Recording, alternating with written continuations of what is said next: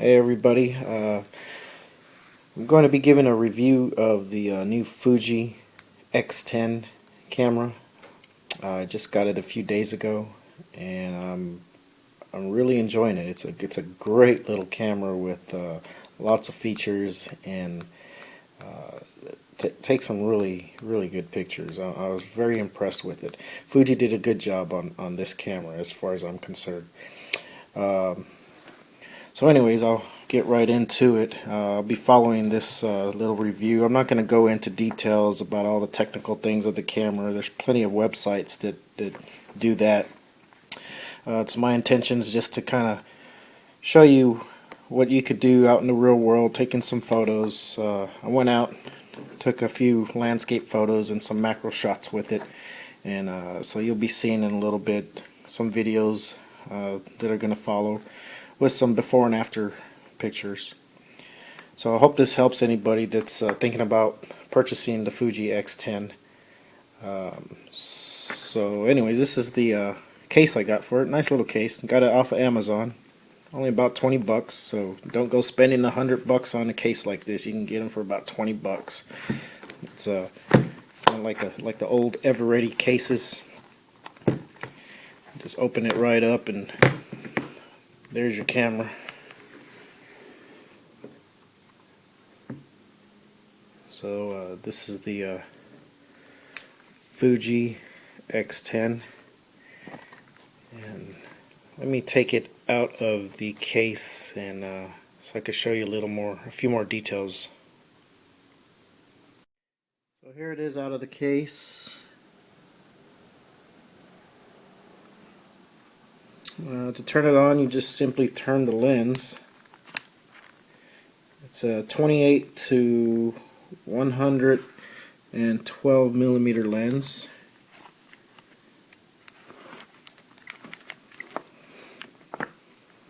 Look at the back here. It's kind of hard to do with one hand, so I have it set on manual mode.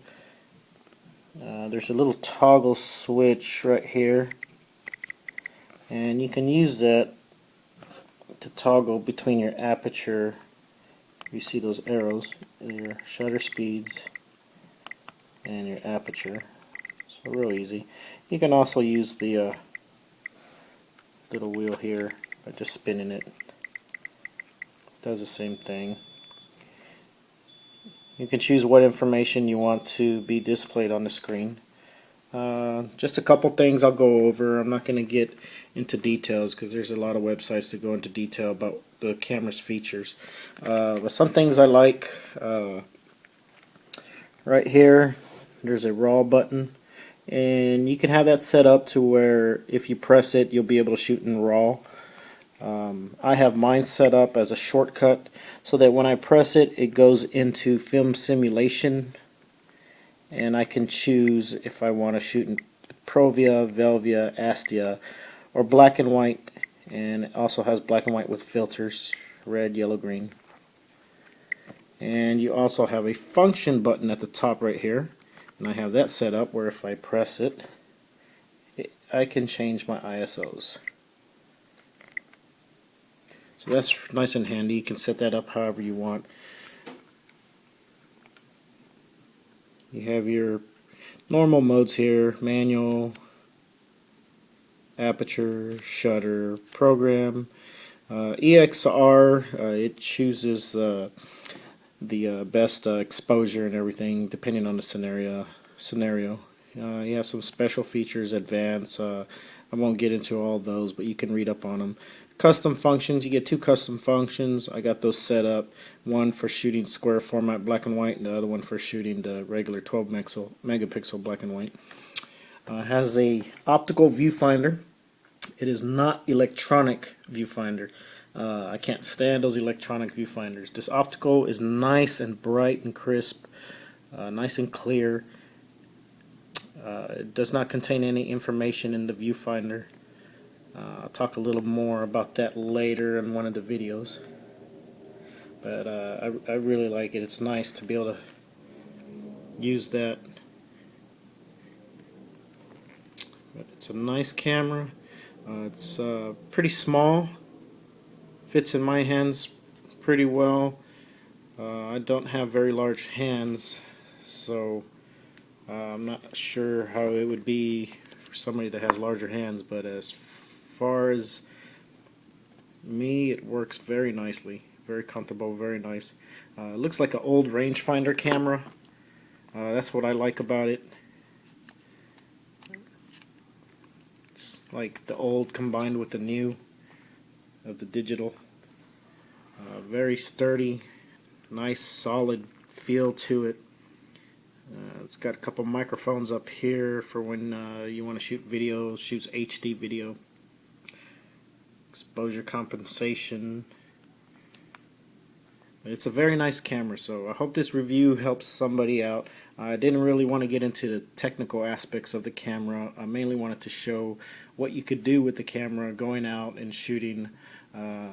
I went out and shot some landscapes and some macro. It has a really good macro features. I shot some landscapes in black and white.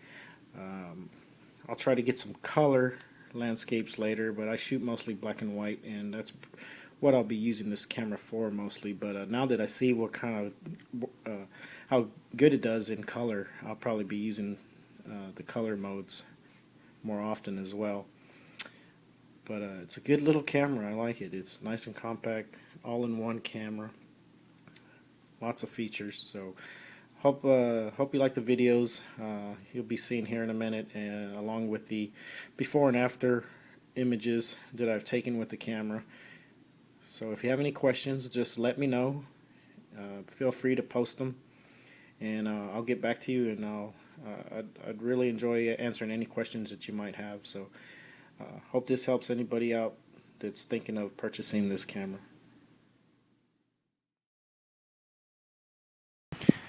Well, I decided to come out to towards Paradise Canyon, right outside San Antonio. Started heading towards Government Canyon State Park, but for some reason it was closed. So I'm gonna shoot a few photographs out here with the new Fuji x10. Just got it yesterday. It's a bright sunny day today. I don't really care for photographing bright sunny days, but I'm gonna go ahead and see if I can get some nice detail shots. See how well this camera does. I shoot mainly black and white, so I'm gonna play around with some of the settings and see what I can come up with. I'll post results later. So here's the first image out of the Fuji X10. I shot it in black and white mode, raw. Shot it in square format. The Fuji X10 has a few different formats you can choose from, and I love to shoot in the square format, so I gave it a try. 1/25 of a second at f10. As you can see, it's not very contrasty. Image looks pretty flat, but I've since then learned that within the camera you can adjust the shadow tone and the highlight tone. So next time I go out, I'd like to see how that see what kind of results I get with that. But I still knew that I was going to have something to work with this image. I like how the trees kind of frame the water. So in the next image here, you're going to see how I decided to process it. I knew that I was going to get some nice rich blacks in the reflections. That's what I was really looking at when I took this image. I wanted to bring out those nice rich blacks in the water, bring out some more detail in the sky with the clouds. There wasn't very many clouds. Like I said, I don't really like to photograph in bright sunlight, but luckily there was a few wispy clouds in the sky there, so I was able to get some nice contrast and textures there. So I burned in the sky a little, burned in the water, just using curves. I adjusted curves and burned in that, and then also adjusted the curves and dodged the rocks there along the water.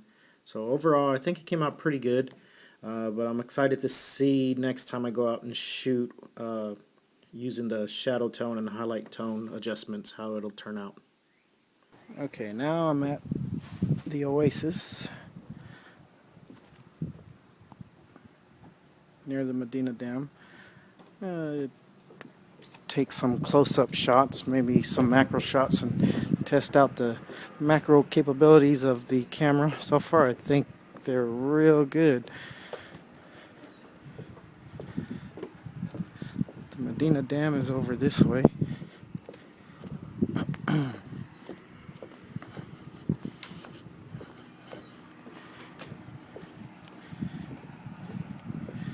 Working on the dam out there.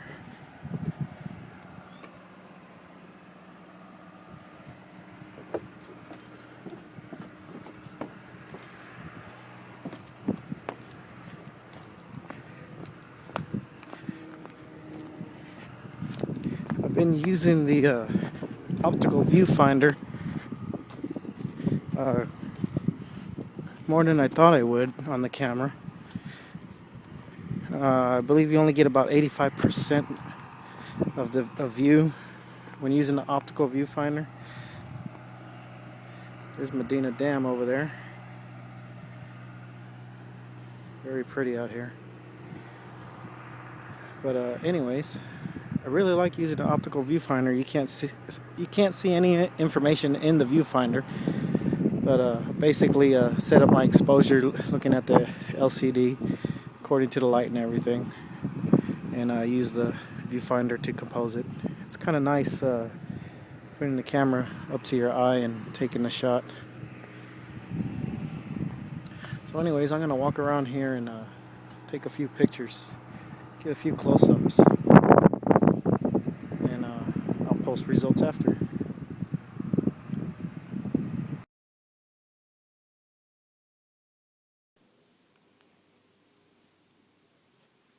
Now here's an image once again straight out of the camera. It's pretty flat, as you can see, not very much contrast. I really like the way the water kind of led your eye in. When I took this shot, I kind of knew I was going to probably darken the water up, dodge the small cliff there in the foreground and some of the land in the background, and add some contrast to the sky and burn in the sky a little bit. So you'll see here in the next image what I did after processing. So I pretty much did the same thing as the first image that you saw. Just used curves to adjust the shadow tones, and just went and burned it in the water, burned in the sky some. So I think it came out pretty good. I used the same settings, except this one's not square format. This is full 12 megapixel. So not too bad. The camera has some really great macro capabilities. It has a macro and a super macro. You can see in this one here, just playing around, trying to get some close-ups. I was so close to the cactus that it was actually touching the lens, so I didn't realize how close I was.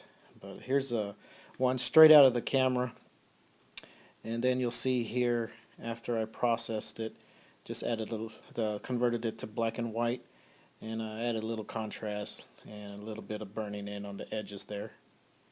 The color straight out of the camera is really beautiful. These next images you're looking at are straight out of the camera, no processing at all. This is using the Fuji Velvia setting. I seem to like the Velvia setting the most. The colors are just nice and saturated, beautiful colors. I was really surprised how well the colors came out with this camera using the Velvia setting. So, like I said, I shoot mostly black and white, but I wanted to show you a little bit of color, so I hope this kind of shows you what the camera's capable of doing.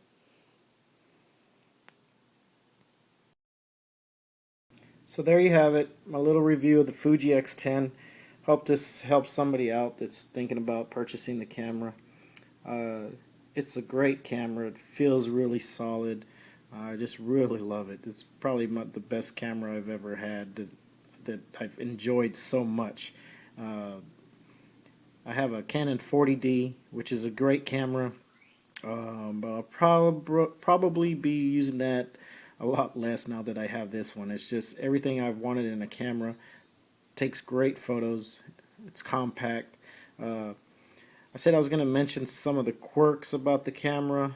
Some minor things. I would have to say, turn it on here. I would have to say when I was out shooting some landscapes, I was composing my photos, and the little bar at the bottom right there, when I was composing the photos, I kept forgetting that the image comes all the way to the edge of the screen right there, and I kind of couldn't see. There were some branches that were poking out that I wish I wouldn't have included into some of the images I took, but that's just a minor thing. I'm used to it now. Now when I go out and shoot, I'll remember that the image is actually underneath that where the aperture and stuff is. It continues right there, so I have to keep that in mind. But nothing major. It's just getting used to the camera. This is the first Fuji I ever owned, so it's a little different from shooting a Canon. Like I said, it's nothing major. Something easy to get used to. Another thing, let me put this in RAW real quick. Let's see here. I'm going to change this real quick and put it in RAW mode. Seems to take a little while to when you're taking a photo in RAW. Seems to take a little while. Let's see if I can show you here. If you'll watch at the top, you'll see let me try something here. If you watch at the top where that little green light is, you'll see when I take the picture, watch how long it takes to process. Picture has been taken. It's processing, processing, processing, done. So it seems to take a little while to me. Maybe because I was shooting in RAW plus JPEG, so that probably takes a little bit longer as well. But in JPEG, it's pretty fast. If you turn it off, watch the green light at the top again. Processing, processing, done. It was not too bad in JPEG. The JPEG straight out of the camera are beautiful. So that's one little drawback, I guess. I wouldn't use this camera for sports photography or anything like that. The card I'm using is supposed to be a fast card. It's an SD card. So anyways, I think it's just the camera. Maybe I'll try some other cards out and see if I see a difference. Other quirks about it, other than the optical viewfinder, that might be a problem for some since you only see 85% of the image. Like I said, if you've shot with other cameras besides full frame cameras, you'll get used to that real fast. You'll learn to compose it a little differently so that it'll turn out right. But you have the LCD on the back to compose your images. So there has been a problem with the camera that you'll read about all over the web, specular highlights. My style of photography, I don't do a lot of things that have specular highlights. I try to avoid stuff like that. It is a problem, and Fuji does need to address it. Look it up on the internet if you want to know more information about it. I did notice some at one of the spots I went to take some photographs. The reflections off the water, I could see some small specular highlights where it looks like little white dots.